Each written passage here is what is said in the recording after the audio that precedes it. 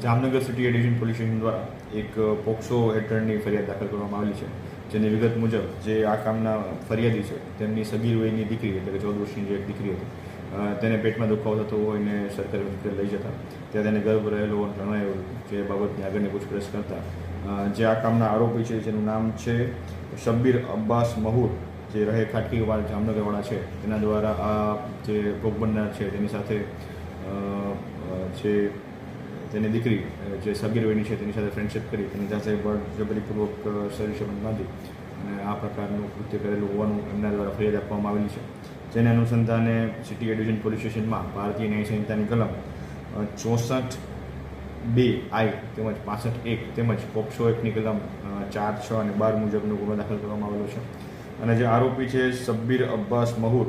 તેને city division police સ્ટેશનના staff દ્વારા અટક કરી અને હાલ આગળની પોલીસ રિમાન્ડ માટેની કાર્યવાહી કરવામાં આવી રહી છે.